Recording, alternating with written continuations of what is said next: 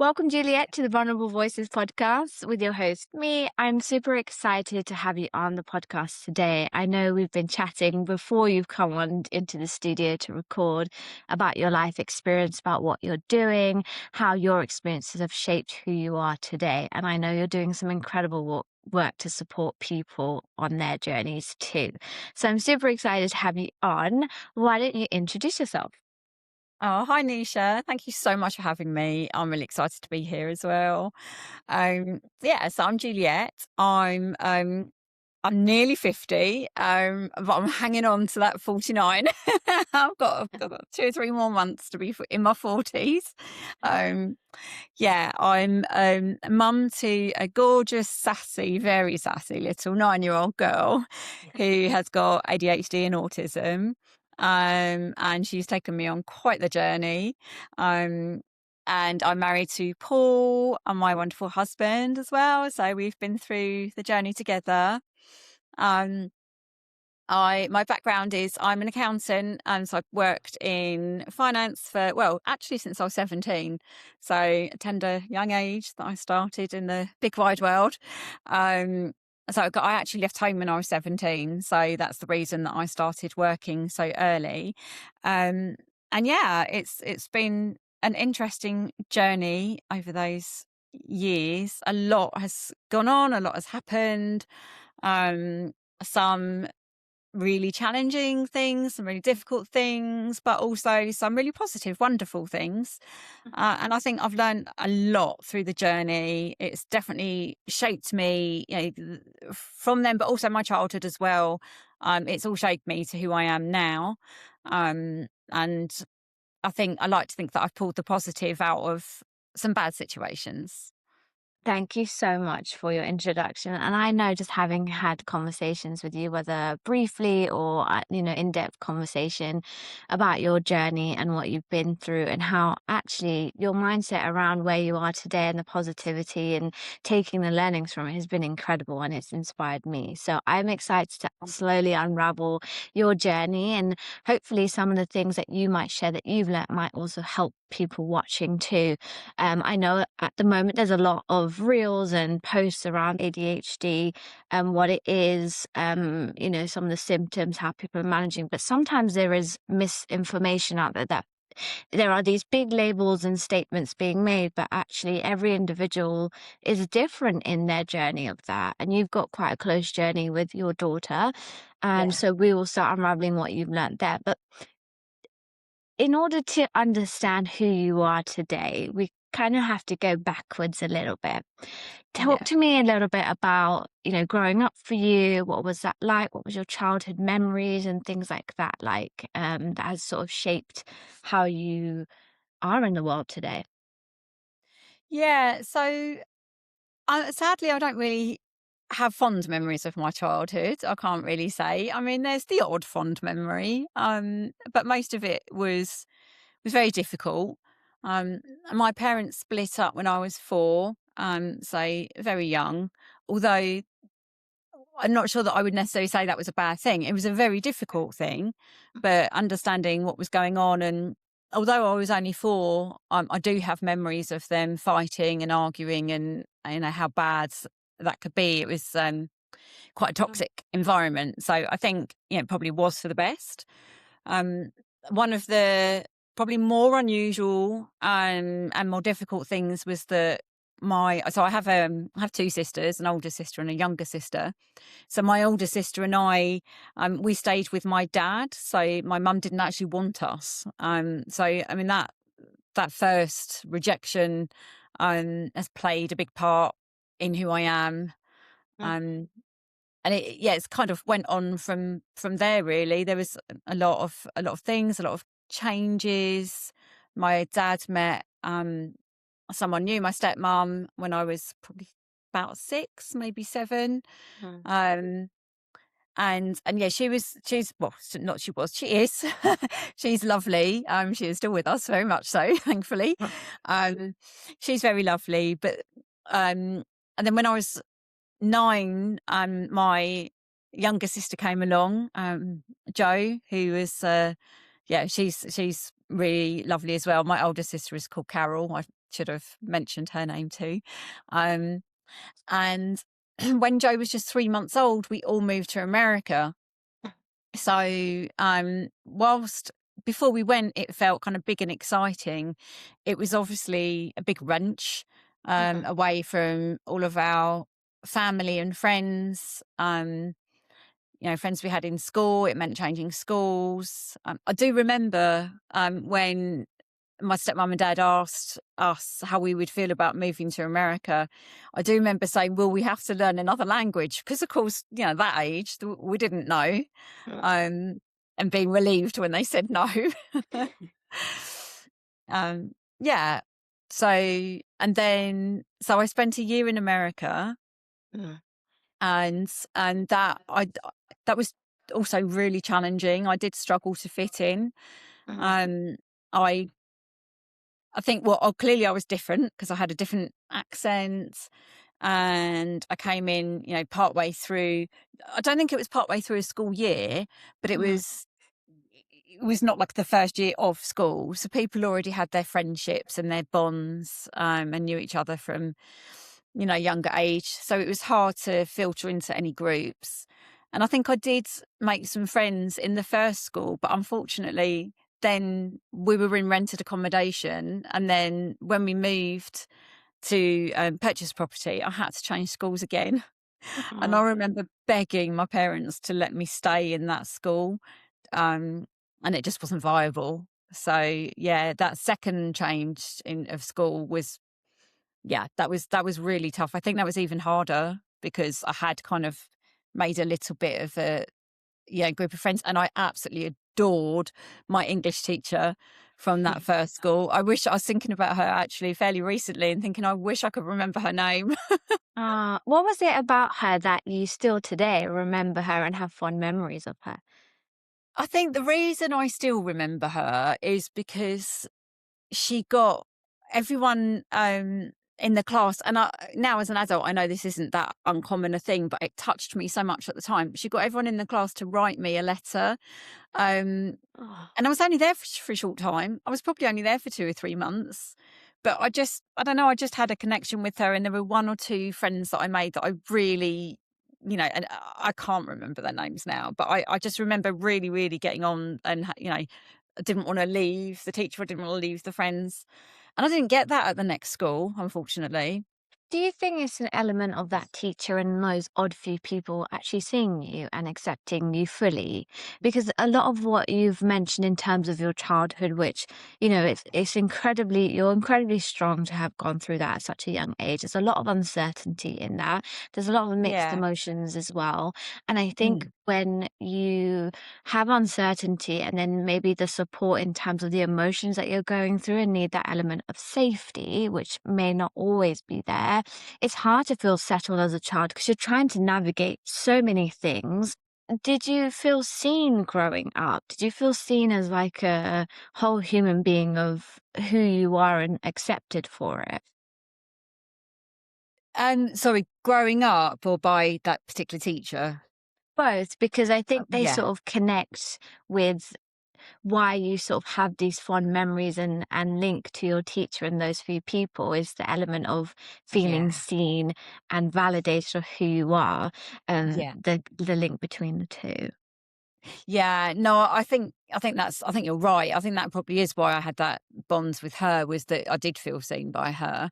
Mm, And I don't think I don't think I did feel seen for a lot of my childhood. Yeah, I think that's absolutely right. mm, Particularly knowing that, one one of my parents, didn't want us to say us, because it was obviously my sister as well. mm. Um, yeah, of course, that really does make you not feel seen. Um, yeah. 100%. The abandonment wounds, they call it, and that's the Yeah. sort of thing when I was doing therapy and other things. It's feeling that rejection and you almost go into self blame and shame and guilt and stuff because you feel like there's nothing ever enough you could do to feel wanted or accepted. And it's not even in your control that it's someone else's feelings towards either themselves or situations and not knowing how it's impacting their children or people around them.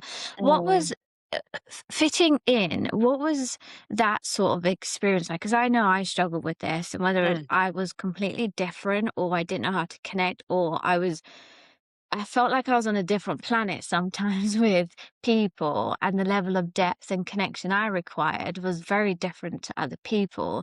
And so I mm, fell into these traps of like trying to be the chameleon and be everyone and my identity being them and then trying to fit in that way.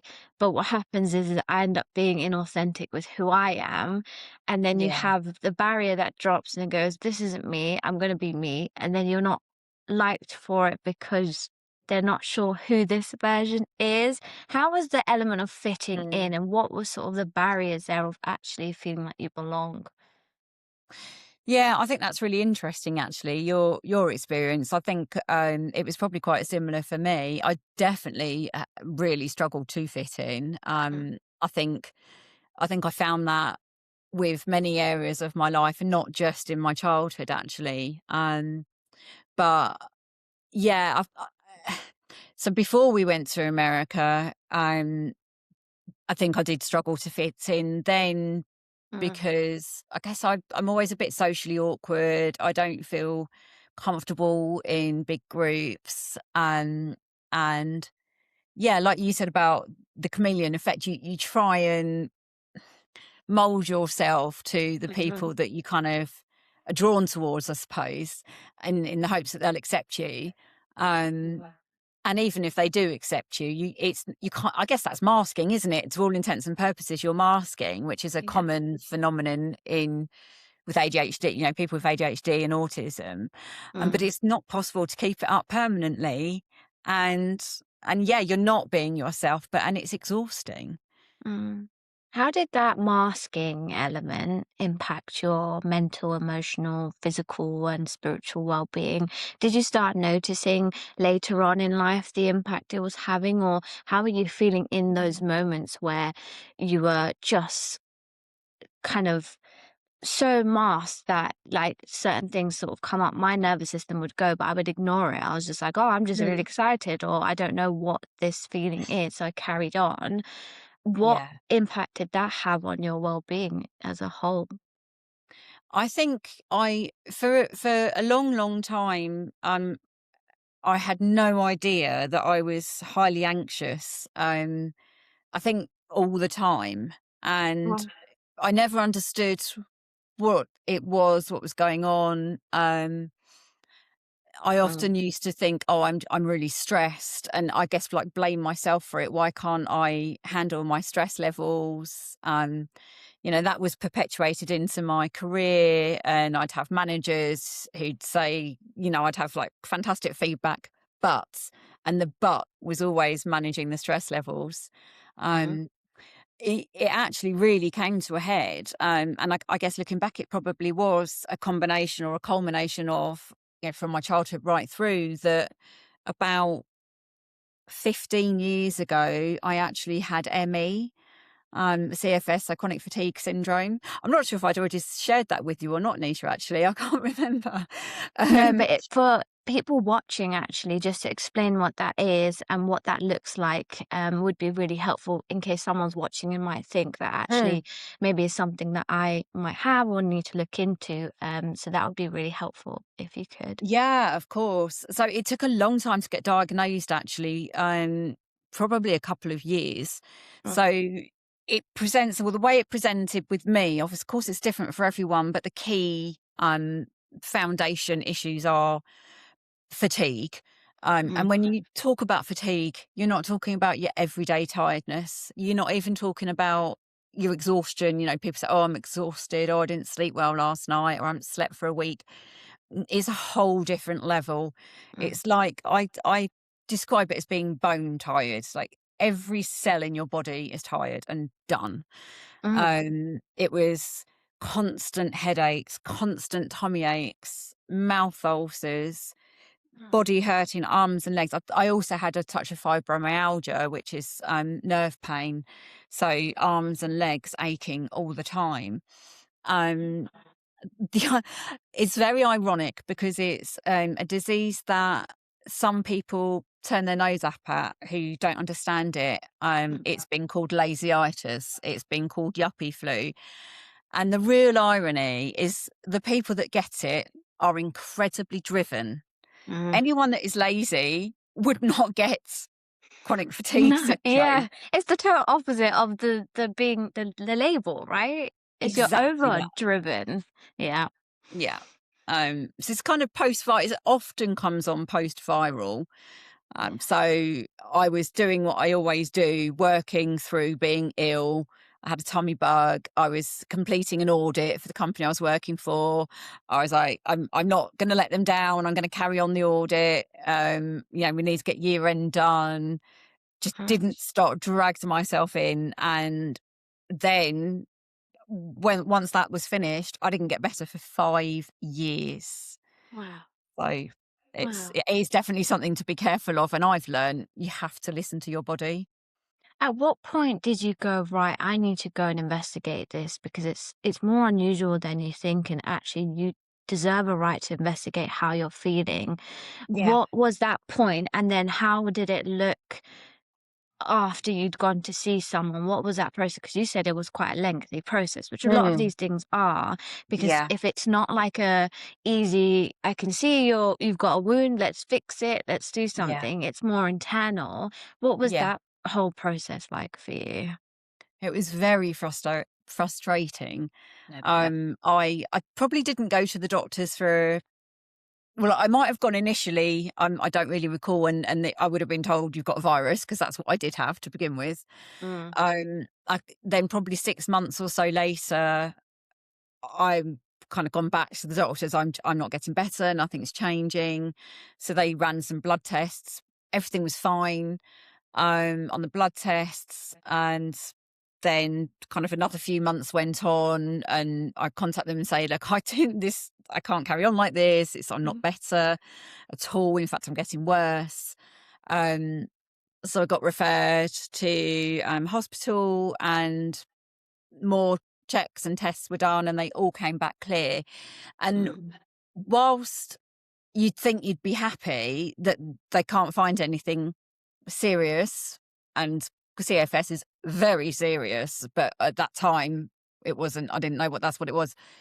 mhm, Actually, I'd come away feeling so frustrated, and mm, sometimes even coming away in tears, because if they haven't found anything, that means there's nothing to treat. And then how am I going to get better? And am I ever going to get better? I just remember that depression and that real depth of um well, yeah, depression and giving up, and just thinking that, well, yeah, that's it. mhm. It's over for me.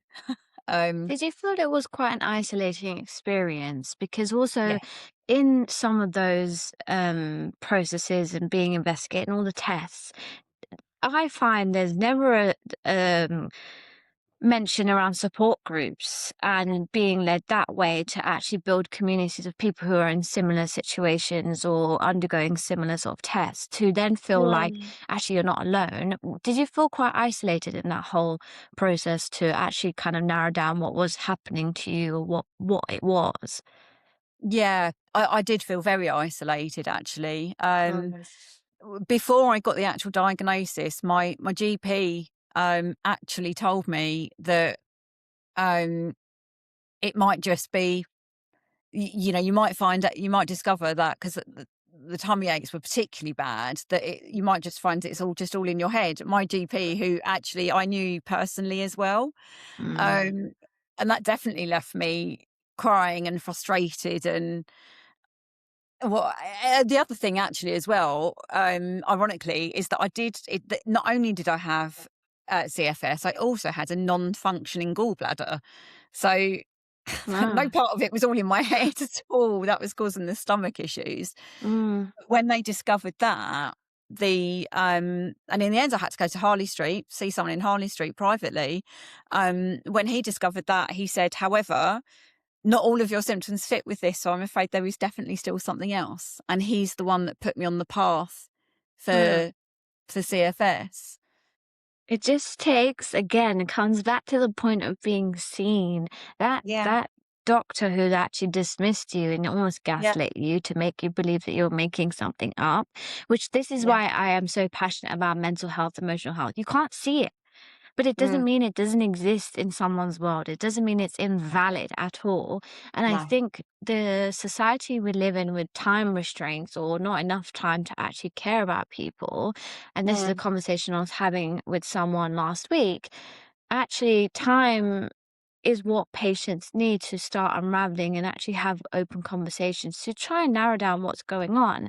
Yeah. So from then, from feeling seen, did that give you a little, for me, it would give me a sense of hope.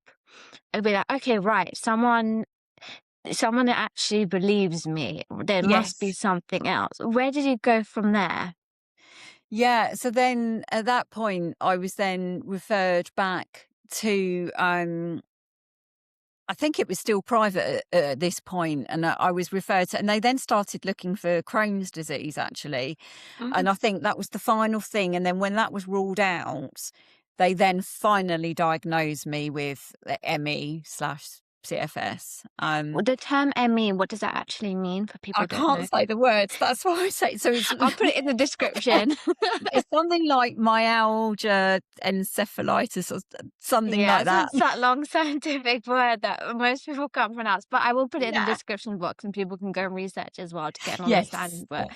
just the Yeah. term, the acronym ME, just for Yeah. anyone. And also if people come across that abbreviation, then they might know. So you know that's helpful. Thank you. Yeah. So from so were you then diagnosed officially? Yes, I was. Yeah, which was a mixed blessing. It was a relief to find that it wasn't all in my head and Yeah. that, there is actually something wrong with me. But the prognosis for people with ME is poor, very poor. Because whilst it doesn't necessarily do damage to your body per se, that like you say, that you can see, or any permanent damage, like something like multiple sclerosis, the damage that happens is permanent and irreversible. So Mm, it's not like that. But at the time, I believe there was no cure. I mean, I'll come on to say about how I got well, but to all intents and purposes, there's no cure for ME, and it's all about pacing yourself, pacing your body, um, taking lots of vitamins, and really you just end up slowing down more and more and more, to the mm, point that many people are bedridden, very, very sadly. mm. And I'm incredibly lucky that I never really hit that point. I kind of almost got there. I had a point where I was literally crawling up my stairs. I lived alone. I Yeah. didn't have a partner. Um, so it was very, very difficult. And that must have taken its toll on, feeling isolated, like you mentioned before. But then also the depression kicks in because loneliness Mm. as well. And then also you're anxious because you are worried about future and whether things will get better. And I think the word time and slowing down, it's broadly said and mentioned as and also advised as something to do. But the challenge I used to face with having to slow down in some aspect is the world out there is at 1,000 miles an hour. And Yeah, when you want to slow down, you're considered lazy or you can't yeah, keep up yeah. or you're not working hard enough as everyone or you can't handle it. And that's what frustrates me because actually people I've spoken to on this podcast and in general in communities, spaces around well-being, a Hmm. lot of the same advice is given of slowing down, but the frustrations around we haven't built a society and system to incorporate pace at a level No. that's human. We're not robots either. I just, yeah, the frustrations around that. What sort of steps did you then take after that in terms of looking after yourself, your well-being, and taking action for yourself and going, do you know what, I deserve to get better. Something's got to change. Mm. So it was interesting actually because my consult I did end up back with the NHS, and my NHS consultant told me about something called the lightning process, which Mm. wasn't available on the NHS, but he told me about it as an option. Um, and I looked it up, and it was quite expensive, and I dismissed it out of hand first time round What because what is it? um, so yeah, so I was gonna come onto it because I did actually do it in the end. So Mm. it's this combination of NLP, CBT, and some other therapies. And it's a program that was created by somebody called Phil Parker, sorry.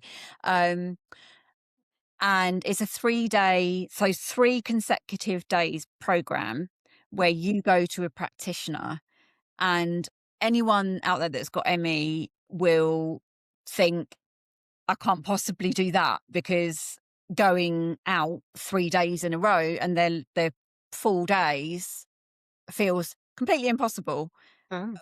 when, yeah, if you're sort of severe enough. And for me, it felt impossible. And also the financial side, I'd been signed off work for a month. I'd been called in for a meeting to say that, it can't carry on with me being off what they meant to do. They were very unsympathetic Mm. at that point. And so I just, went into complete panic.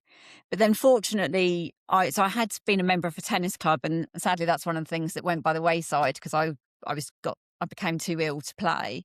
Mm. But somebody from the tennis club, their wife had ME, and I wasn't aware. I knew she'd always been ill, but I didn't know what it was. And Mm. she had done the lightning process. So he told me, and so I went to see her, and talked to her about it, and she said how it worked for her. So I went for lunch. Even then, the brain fog is so severe, and that's something I forgot to mention. Mm. It sounds really bizarre. I could not remember how to cut cheese. I was Mm. literally, I did not know what to do, and I was like, I can't do it. I just can't do it. I cannot cut this cheese. There was another Mm. time I couldn't brush my teeth because I couldn't remember how to do it. It was really frightening. Mm. Yeah. But yeah, so I spoke to her, and it had worked for her. And then I thought, right, okay, I know it works now. It worked for her. Mhm. And I've literally got absolutely nothing to lose anymore. So why Mhm. not? Why not go for it?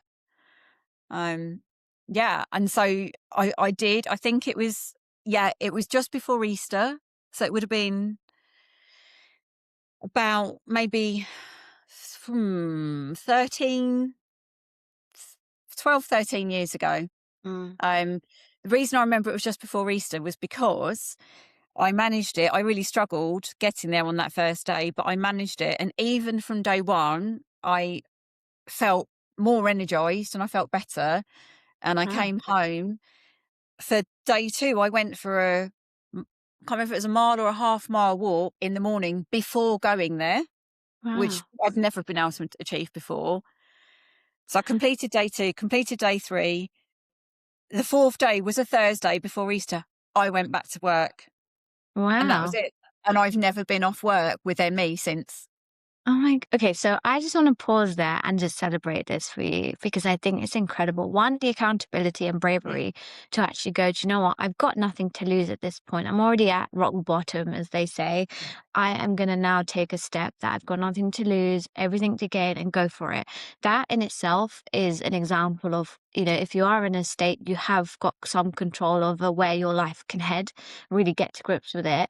And also the benefits that you've had and feeling that. I just want to celebrate that for you because from there to going back to work after being told, you know what, this can't keep happening, what's going on, and having no sympathy, you've gone, mm, nope, I'm back now. And you've taken yeah, back that power and it hasn't defined you and your abilities because that's not your whole personality. It's part of you that you're managing and it's something you haven't chosen to have, it's no, it's it's a part of you that's been, effects of growing up or other things in life that has impacted you, but you have not stopped to go, I'm not lying down flat. I'm gonna keep going. So I just wanted to appreciate you there. I think it's incredible.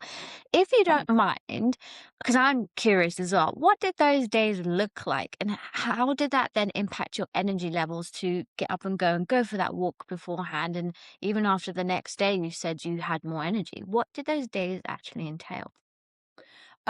So I'm not really able to go into the detail too much, but Yeah. it was tools that, and it's tools I still have today now. So it's tools that we learned, and I say we because they do it in small groups. Actually, Mm, it was just myself and one other person, I think. So they do mm, it in very small groups, and you build up on the tool day by day. So on day one, they teach the very basics of the tool, mm, and and then you kind of just repeat the learning and the coaching until you get it sort of right and effective for yourself, because you know, it's slightly works slightly differently for each individual. mm, It's so much about consistency, because there are people it hasn't worked for, but mm, that's because if you don't use it consistently, like a lot of tools, as particularly anything that's coaching, it's not going to work, right?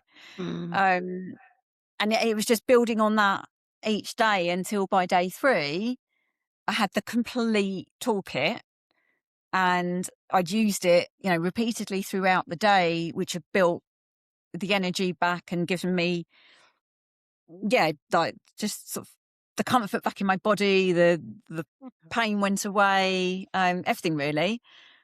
I love And then that. if ever I felt so, interestingly, I actually had long COVID, which is very similar. My apart from if you have chest issues with long COVID, which fortunately for me I didn't, it was very very similar to ME, and it took me 6 months to shake myself and say, "What are you doing? Use the Mhm. lightning process." Mm. And I And did, and I guess love that. what? I got better. I love that do you know what? The excitement that you feel, I can feel it because I just think what you've done there is incredible in a sense of you've taken those little tools and you've integrated them. It's fine Yeah, having tools and being given them, but it's the integration part and actually going, no, no, this helps me. If I yeah, don't do it or try to do it, then nothing's going to change. And you've done it for yourself, no one else. And I think that's the biggest achievement, really. How then, after that, and integrating those tools, did it start shifting your life after that? And what sort of changes did you notice in your work, your social environments, your relationships? Talk to me about the journey after. yeah. So I think, with regards to the ME and the lightning process, so I'm, apart from giving me my life back, which is huge, Mm, um, I think I kind of went back to life as was before, really. mm, Um, I don't think I made any sort of big changes in that respect. I just got back to enjoying life, going out. I'm really sociable. Although I do struggle, as I said in early on, in big groups, mm, I do love to socialise, you know, one on one, or two, you know, 2 or 3 people, smaller groups. So yeah, getting back to doing that, and seeing my friends and going out after work.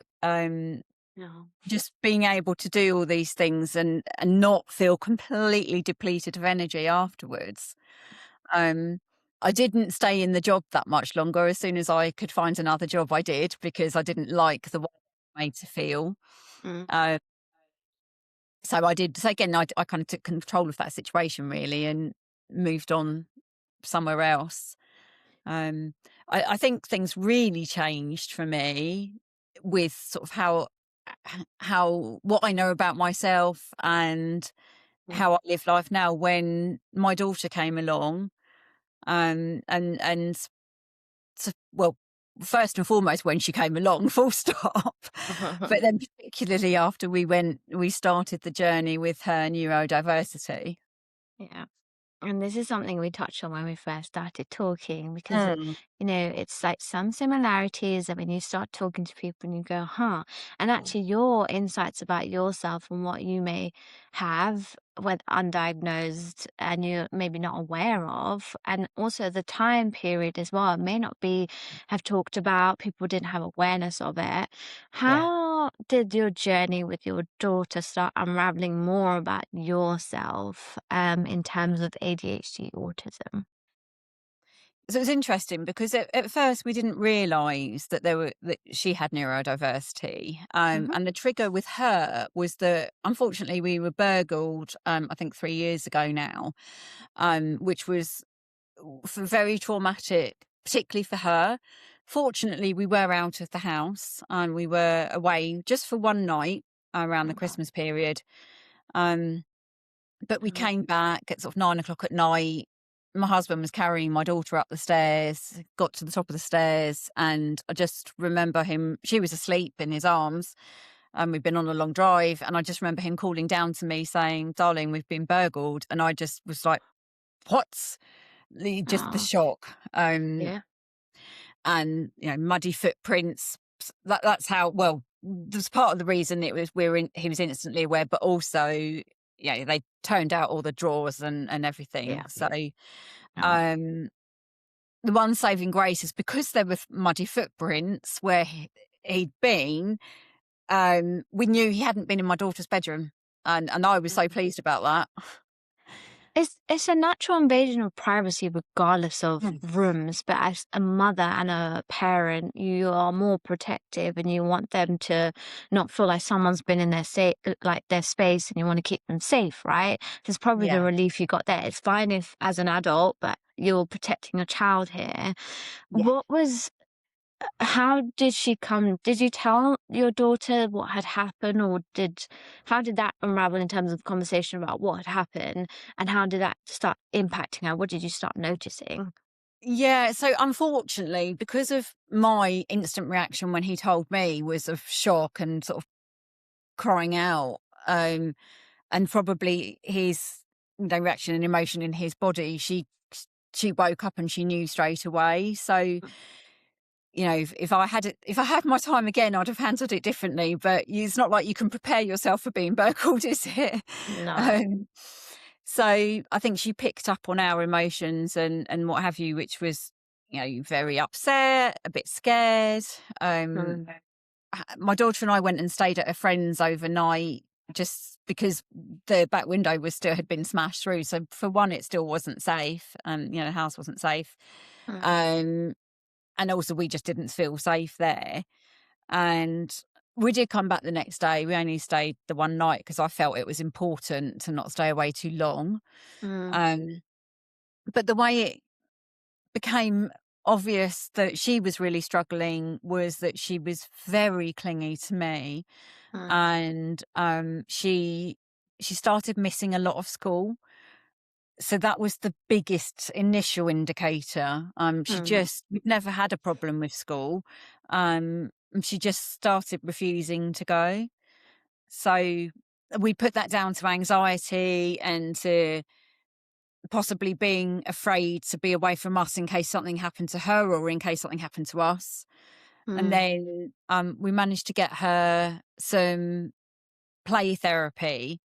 mm, And it was through the NHS, so it was only 6 sessions. Actually, we managed to extend it to 12. But at the end, mm, they were the ones who said, "Have you ever considered that she may be neurodiverse?"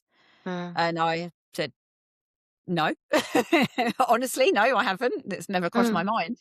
mm. And that's where the story began, really, and the journey began. Um, I know there's a lot of like wait lists when it comes to getting a diagnosis for neurodiversity. It can be up to 24 months plus. A mm, lot more people are getting diagnosed. How was yes. that process of actually getting the diagnosis and then looking at action plans going forward for both parents and your daughter who needed support in a different way? Yeah, it was exceptionally difficult. Um, we I started looking into it. It's kind of who I am. I started researching things and trying to understand a bit more. And was she ADHD or was she ASD or was she both or neither? Just initially trying to get my head around it. Um, then I I think for me, I had sort of erred more towards the ADHD side before fully got to grips with everything. And um, I took her to the GP to get a referral, and we kind of started that. But yes, as you mentioned about the wait lists are so long, and things got progressively more difficult. There were meltdowns, some violence even, and actually you'd be amazed how strong these young people are when they're in their zone, and they're in the red zone. Um, so in the end, we had to go private to get her diagnosed. We got her some private counselling sessions with a psychologist. I did so many parenting courses, it's untrue, just to try and prepare myself to know how to handle her, how to parent her differently and kindly, rather than just constantly telling her off, constantly punishing her for things that she couldn't actually help. Um, so, and I one of the things from my childhood is that there was a lot I didn't like about the way I was parented, and I was always pretty adamant that things were going to be different for my daughter. Um, and again, I've learned so much more now that I have that awareness about neurodiversity. And there's some understanding about why my childhood was the way it was, because they didn't even know about neurodiversity really at that stage. Um, excuse me. Yeah, so we got the diagnosis for her of ADHD. Then we still had to jump through many hoops to get any medication, albeit still privately. We still had to jump through lots of hoops. And finally went to see a consultant we saw him privately, but he's based also at our local hospital actually. And he was amazing. Almost immediately on meeting her, he said she's definitely got autism, as well as ADHD, and actually autism's going to be her biggest struggle. Um, it was very enlightening. He clearly had seen, it was his specialist field. He'd seen so many children, he could just pick it up. And in fact, even though I had sort of started to draw the same conclusion, he said, "And so are you," to me. So, So yeah. there's a few things I just want clarity on, which might also be helpful for Mm, people watching. ADHD yeah. and ASD. What's ASD? So ASD is autistic spectrum disorder. Yeah. And ADHD is, crikey, I should just know this, shouldn't I? It should just roll off my tongue. It's like Um, attention deficit Attention or deficit hyperactivity disorder. Thank you. yeah, brilliant. Okay. And then how does then autism come? What is the term? Like, how do you define autism? What do doctors say and some of the symptoms and things that they noticed? Um, so a big one is social interactions. Mhm. So an interesting thing is that the psychologist and psychiatrist that my daughter had seen previously had said that they didn't think she had autism, and one of their key reasons was because she could make eye contact. But Uh-huh. that's I guess that's a classic symptom, is that Uh, if you have autism, you struggle to make eye contact, but that is not the be all and end all. So uh, she does make eye contact. However, she does struggle socially, as do I, as I have already mentioned. uh, Um, it's understanding social cues, um, talking over people. I'm terrible for doing that, although that you do sometimes get that with ADHD as well.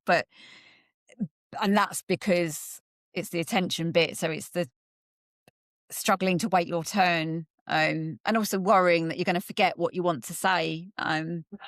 often when I do manage to wait my turn, I often do forget what I was going to say and end up not saying it at all. Yeah, and Um, then there's those feelings that you come and you're like, "Why can't I just remember?" Like, you start then yeah, deprecating almost, but it's because yeah, you want to be considered normal or neurotypical, but actually it's your way of processing, and it's just slightly nuanced than others. And sometimes with ADHD, autism, there's a lot out there at the moment, but there's also nuance with, boys and girls yes, and their symptoms, so you can't box fit everyone. Everyone's nuanced here. yeah, And so when the GP actually mentioned that you might have it, did they actually explain that these things are genetic? Are they? yes, Okay. yes, they are. And yes, yeah, he did. Okay. How did then you feel? Did it almost like go, "Oh, this finally makes sense. I make sense." Is that I would feel like that if that were me in Yeah. that situation, but how is that for you? Yeah, so at that point, I'd already kind of drawn that conclusion anyway, but certainly it was the process was definitely light bulb moment. Mm, That whenever I was doing, you have to do quite a lot of questionnaires as part of the diagnosis process.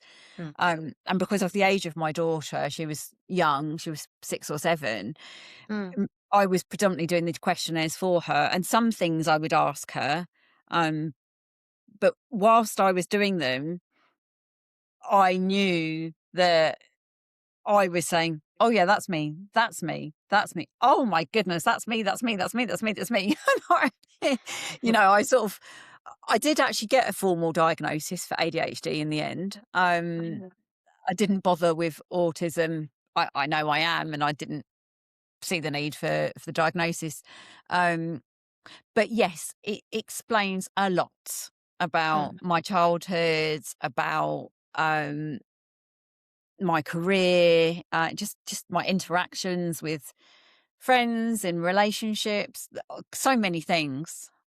It's a form of regulation as well. We just regulate Yeah. slightly differently and need different amount of time for things. And sometimes verbally expressing that is not always easy because you've No. got all of these emotions and feelings that, by example as well, if we're not, by example, shown how to express verbally or safely or have felt safe growing up, then those Mm, things do carry on in adulthood because there's also some things are learned behavior, but yeah, as a child, it's so big and our emotions are so big that actually when we grow up, if we haven't got the right tools, community spaces, outlets to process them, then yeah. it stays as if we're still a child, but in an adult's body. Um, what sort of tools and things did they advise in terms of managing everything better for yourself, for your daughter, and so that you could parent her in a different way and feel comfort in, okay, I've got to now incorporate this, and this for her that will be helpful for her to manage what she might be going through. Yeah. So some of the big um I guess symptoms for autism are sensory needs. And so one of the ways or sensory needs, and also different we can process sensory things differently as well. Mm, Struggle with loud noise or bright lights or changing lights, strong smells, touch, certain fabrics. There's mm, so many ways it can impact us. Liking being hugged or not liking being touched at all.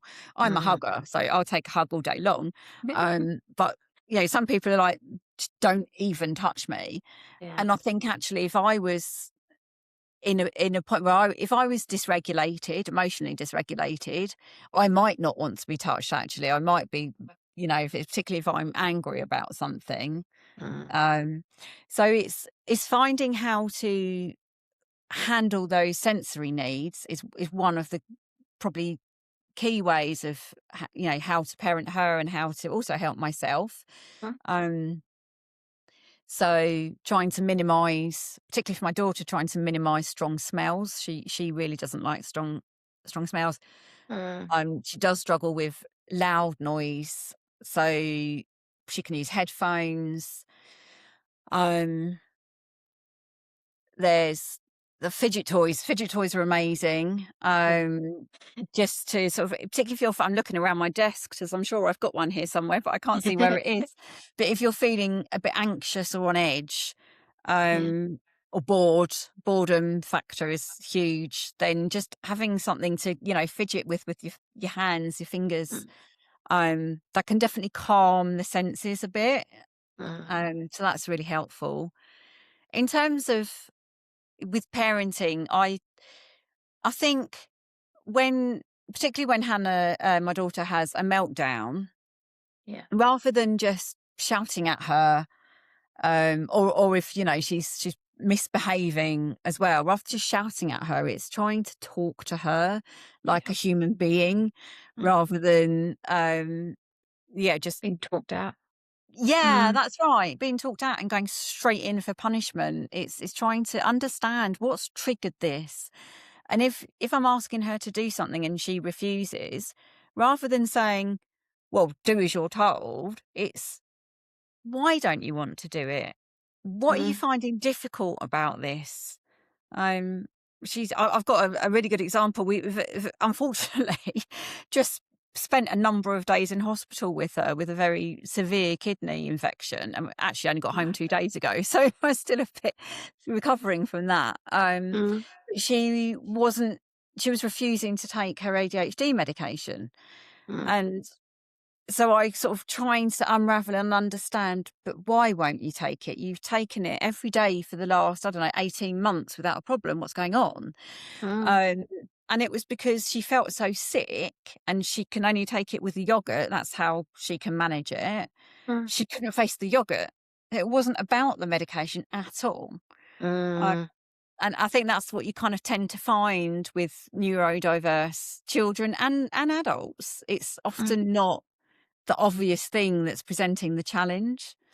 But what I love about you and what you've just shown is a level of curiosity. Rather than going in with like judgment, shame, criticism, which I know I'm Mm. sure you probably experienced growing up, Yeah. it was you're trying to create a level of understanding that then knocks down the dysregulation a little bit because it calms and it makes her feel safe to go, oh, she's asking. Okay, actually, mom's listening to me, and I can explain that this is Mm. the reason. It's not I'm being disobedient. It's not I'm trying to. It's actually just it's a reaction to the things we think we're gonna get in trouble for and be misunderstood or not seen. So I like the fact that you're being curious with her. And I think curiosity and empathy should be a quality that whether you're neurodiverse or neurotypical or, whatever Yeah. you're managing, those qualities should be a key regardless. It means we Yes. can better understand each other. And maybe even neurotypical people who get dysregulated, we are able to manage. And when they're not shaming and judging if someone who's got neurodiversity who needs to manage, I think, in a healthy form. So outlets, fidget Yeah. toys, way to actually be accepting of, okay, this person's got a fidget toy on their desk. They need that to regulate, which means they're going to be more calmer, more productive, and safe. Yeah. Well, I just think it should be a norm. But because of the lack of understanding and curiosity people have, they don't want to know. And if it doesn't fit in their box or makes them feel uncomfortable, you kind of get shunned away. And it's like, Yeah. well, it's not my problem. Actually, collectively, it kind of goes hand in hand, doesn't it? So I love that you're curious. And it's some really good tips that actually you've mentioned here and insights. So thank you. I think this episode is going to be great in terms of helping people and awareness. How has Yes. then those learnings and the way that you approach her or regulation tools impacted your mental health? How do you feel? Um, it's it has been very difficult. Yeah. I'm anyone that knows me will know I'm not the most patient person in the world. Okay. um, and and I'm quite quick to lose my temper as well, which is another typical, ADHD particularly trait. So it has been very challenging. Um, it's taken a lot out of me, I think, emotionally, Mm, and even physically. There's been where I've been trying to do a lot of parenting courses so I can understand how I can best serve her. mm, Um, but also I'm in the positive way, I'm learning that I can also benefit from some of these changes that I'm putting in place for her. Mm, You know, I and also stop beating myself up because I'm very good at beating myself up. yeah, Um, you know, if I lose my temper, I get so cross with myself, which is worse because then I'm even crosser, you know. yeah. Um, if I do cut across someone or I, you know, don't sort of if I do something that's not quite socially acceptable, I get really cross with myself. Yeah, anything that's perceived as outside of the norm, I Mm, just get really upset and anxious. So I'm trying to learn to accept myself for who I am.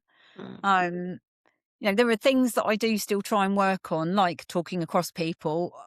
I think that's a really rude thing to do, and that's why I try so hard not to do it. But mm, I also acknowledge that it is part of me, and it is very difficult to hold it in and not say what I want to say. mm.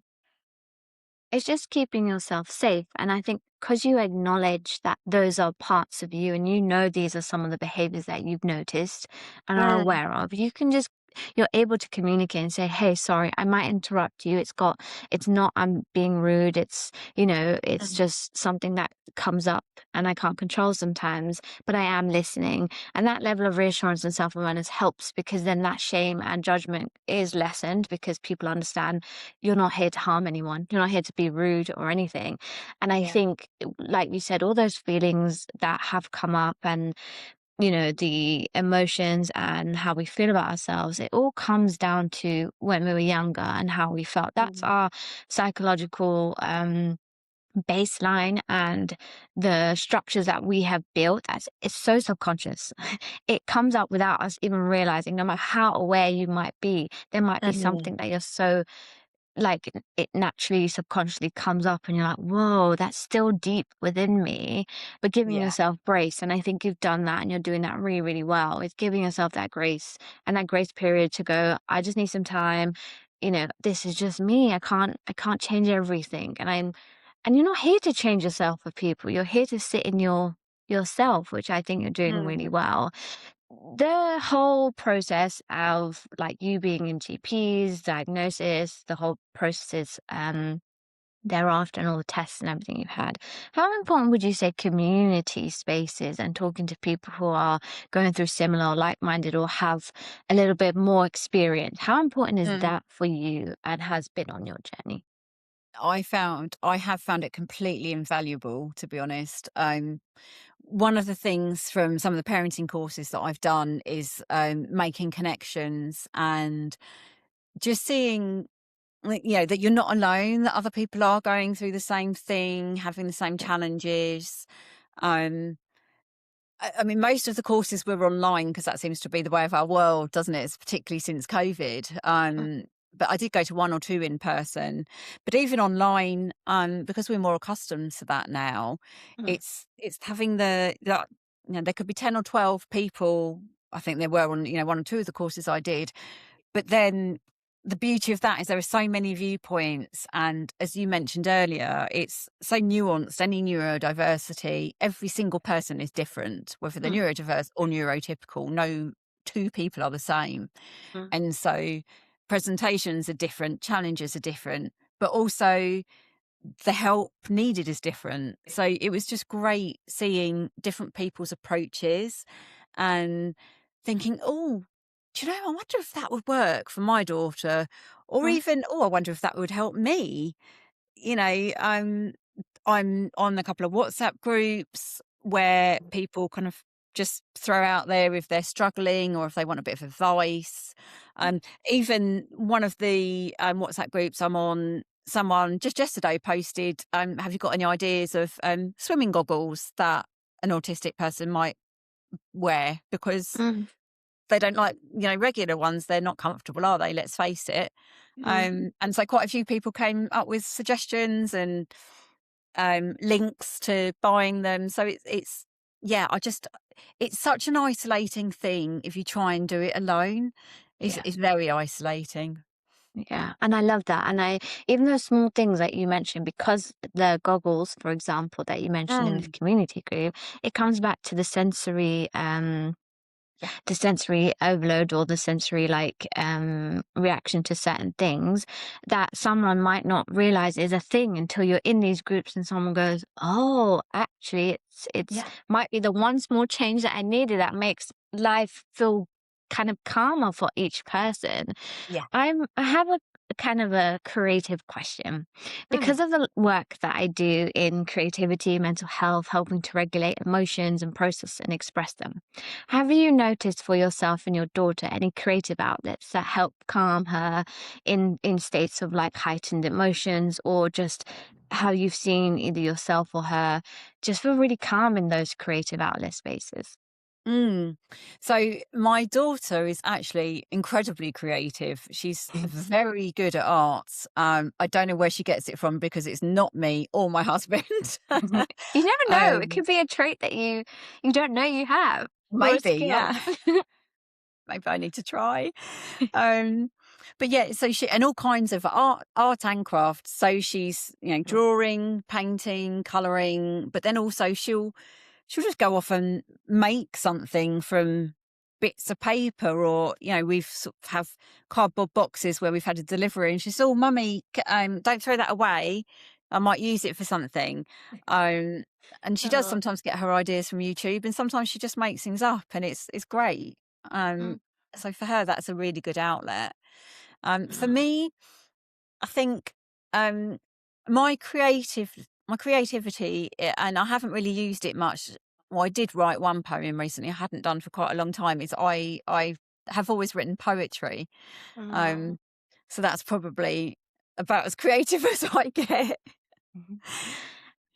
Did you always like poetry? Were you naturally drawn to poetry? Like, sometimes in schools they teach Mm, certain in English they have like poems and you unravel the meaning or you have to write something. Do you feel yeah. you were naturally drawn to poetry or words in a certain way? Yeah, Mm, certainly writing poetry, and it is mm, exactly that. I remember it from school, so I think somewhere I might still have one of my English books from when I first mm. came back to England, because of the poems that are in it. Oh my Um, God. I would yeah, love for you to share if you could at some point. I just because it's another form of expression, like I think that connects you. It might not yeah, be making something physically out of paper or whatever, but it doesn't mean it's not an art in itself, putting words mm, together and expressing yourself that way. So I love yeah, that. And this is what I do is try and inspire people to reconnect to things that they love. So my question to you is, do you remember that when you were younger? Because the way you speak about poetry, your whole energy lit up. And I was like, oh, there must be something in that. So at yeah, some point, if you do feel comfortable, I would love to hear one of your poems or something you've written. I think it's sure. incredible. But thank you for sharing that. I think creativity is underestimated sometimes, and it Mm, doesn't mean you have to be a full-blown artist or a no, full-blown like talent in whatever. It's even just doing a squiggle on a piece of paper, you're an artist because you're expressing. Art is just yeah, putting context or visuals or something to your feelings and emotions. So I love that. Keep writing. And I would love to share it if you feel comfortable. My yeah. final thoughts before we sort of close is, what would you say you're most proud of to date in terms of your whole journey before you had your daughter and now? What are you most proud of? Um, I think just the way that I've been able to unravel myself, really, in a way, Mm, through understanding and learning more, researching, because none of it is given to you on a plate. You mm, have to work so hard to get any form of support, and understanding of what's going on. Um, and in a way, I've taken that. I've actually pulled that into my career as well, because I during the process with my daughter, um, it takes a huge amount of time up. And so I was kind of reducing my hours more and more and more, the company I was working for, mm, and just realized I really needed flexibility. So I also set up my own business, just over a year ago. So that's another thing that I am proud of, and I've realised it's a massive light bulb moment Mm, where I've had struggles in the past. And don't get me wrong, I had a really great career. I was CFO, which is Chief Finance Officer. mm, Um, I really enjoyed it, but I think it was just the all the boundaries that are in place. You know, you have to work from this time to this time, and mm, you have to do X, Y, and Z within these time frames, and you're reporting to other people, and you've got a team below you, and all of those things. I I struggled with hindsight. I struggled with, at the mm, time, I don't think I ever really kind of realised. I just got on with it because that's what I mm, do. mm. Um, but looking back, I'm just sort of like, well, wow, just wow. I don't think I'll ever go back to that because it, particularly with, well, I think with both the, ADHD and autism, there are so many triggers there, that make it It's really tough. it's that world is a bit inflexible for how you Yes. work and how you run, and that inflexibility actually causes a lot of the like additional stresses that Yeah. you would face, and society makes you feel like you have to fit into those. And then on top of that, when you're so good at masking and you're so good at convincing Yeah. yourself that this is normal, that I'm fine, I can handle this. Actually, when you look at it in hindsight, you're like, wow, that Yeah. wasn't okay and I wasn't managing. So I think it's to be celebrated that you've got your own business. Tell us a little bit about that. What would I come to you for in terms of your business, and how do you help people? Yeah. So my business is called West Surrey Accountants, and I am an accountant, not surprisingly, from the name. I but I try and differentiate myself from other accountants. Like my USP is that I'm personable. I'm the face behind the business, and you always get me. You don't get somebody else. I I love interacting and engaging with people. I don't talk jargon. So many accountants talk jargon, and clients are left feeling, "Okay, I don't really know what that means." Or, in some accountants, if people will ask, they can just say, "Well, don't you worry about that. I'll leave that with me," which I think is really very patronising. But Mm, for the clients, it's their numbers, it's their data. Of course, they need to understand it. Um, and mm. it's quite funny actually. Recently through some networking events, I've picked up the I can't think of the right word. Um, Thing of being the vertical accountant. Anyway, I'm fondly known as the vertical accountant. Reason being that there's a bit of some accountants have a bit of a bad rap. So one of my clients said, "Yeah, you're not what I think of as a horizontal boring accountant. You're definitely vertical." And I try and make it fun, and it's and a lot of people find their numbers and their tax returns and stuff very daunting, and I just try and make it relaxed and fun for We them. need people like you, because actually the jargon is like really scary for people who don't understand. I speak Mm, for myself in terms of sometimes you're afraid of looking at your money. You're afraid of these things, and sometimes then you avoid it, and it gets you into more of a kerfuffle than if you to face it and actually understand and almost like layman's terms some of the things, and you go, mm, oh, actually I feel better about it, and then you feel more confident, and you're almost like yeah. giving confidence to people to go away and feel like they've got tools and they're prepared, and actually can handle their own finances, which is I think Mm, is great. Um, what are your social media handles? I will be putting this in the YouTube description and tagging you and sharing it on this episode, but just for people great. watching, where can they find you? Yep. So Instagram is just at West Surrey Accountants, and LinkedIn is West Surrey Accountants. And I am also on Facebook. And if you search West Surrey Accountants, I'm sure I will pop up there too. Brilliant. If you have any financial needs or you want to be curious about what Juliet does and have a chat, please connect. All the details will be there. My last question is, if you were sat opposite your younger child right now, your younger self, maybe about the 4-year-old that you mentioned earlier, what would you Mm. say to her right now?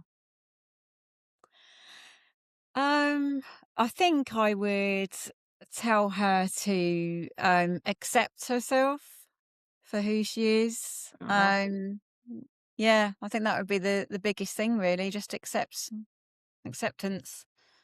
I love that. Well, we accept you. We love you. We think Thank you're you. amazing.